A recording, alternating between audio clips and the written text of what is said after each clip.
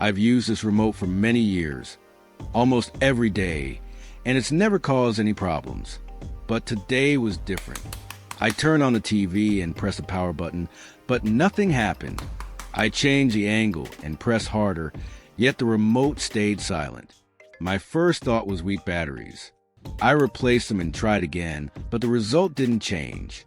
What was most frustrating was the lack of any warning signs. No indicator light, no signal at all. A device that worked reliably for years suddenly stopped responding. If you've ever experienced this, there's no need to rush or buy a new one. In this video, I'll walk you through the check step by step. Now, let's get started.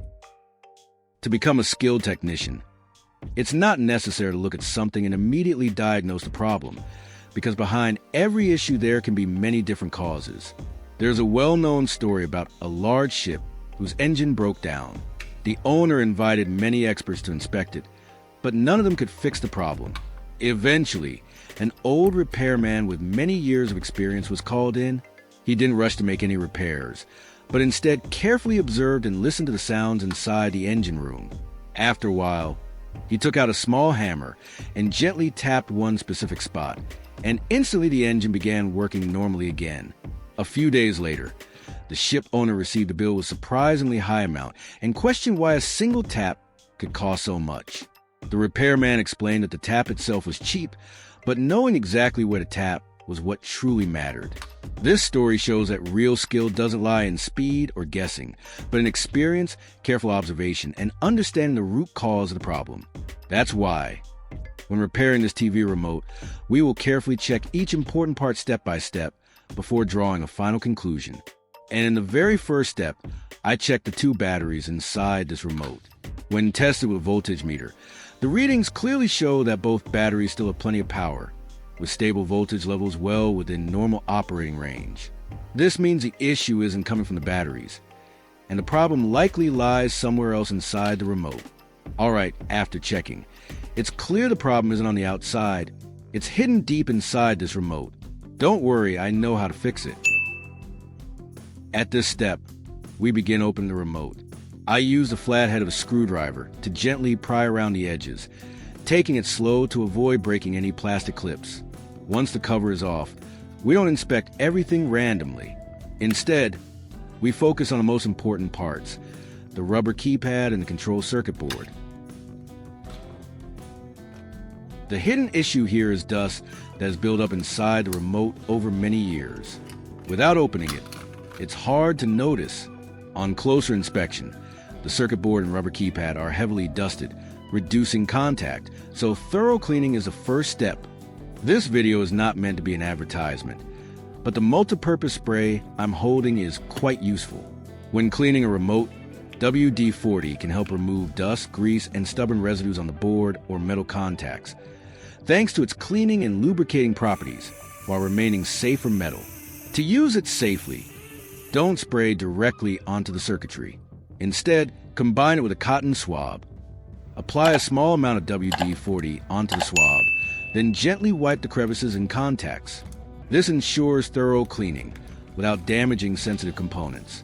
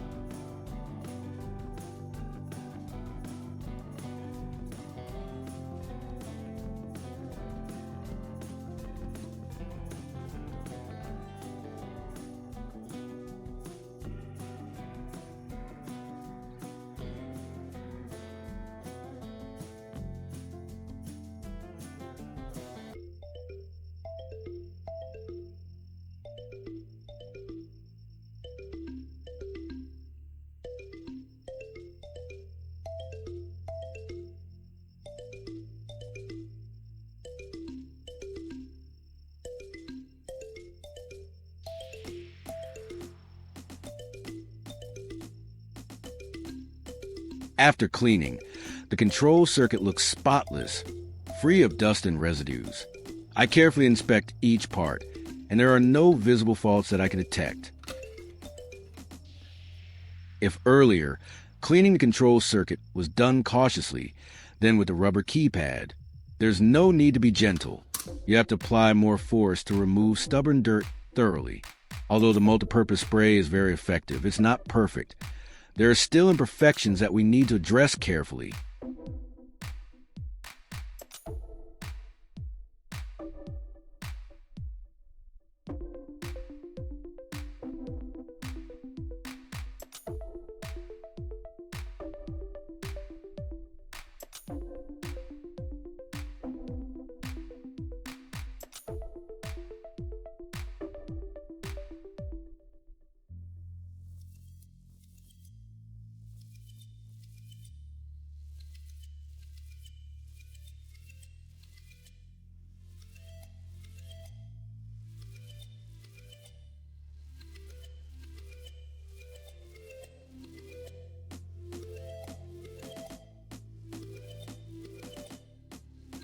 Earlier, during cleaning, I noticed that the power button was worn out. According to scientific studies, this spot experiences the most pressure on a remote, as almost every user presses it harder than the other buttons. Today, I happen to find an old SIM card on the street. The metal side of the SIM is very suitable for this trick. I will cut a small piece of the SIM to reinforce the worn power button, helping it register presses properly again. You can also use a thin piece of suitable metal for the same purpose. If you can find a copper piece, it works even better, as copper conducts electricity well and is durable.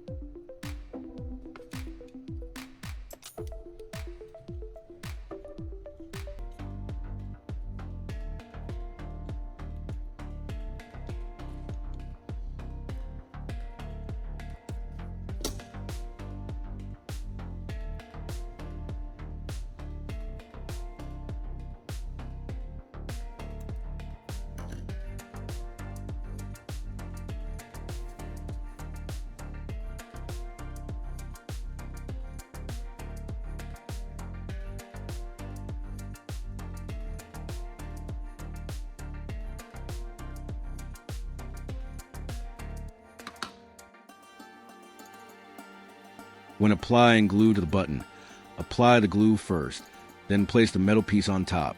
Doing it the other way around can cover the metal layer, preventing the power button from registering presses properly. Following the correct order ensures good contact and effective button operation.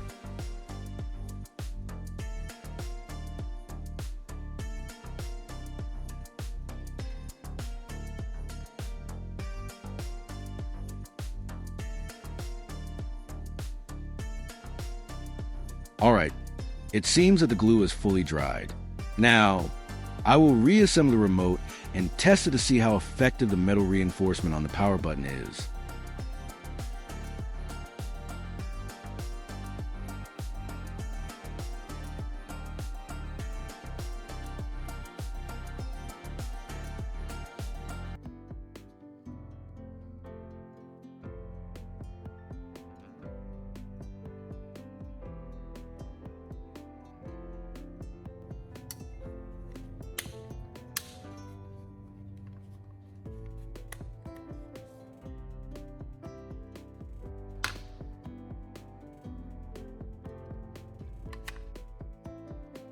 While assembling, I checked as I went and didn't notice any bent or misaligned parts.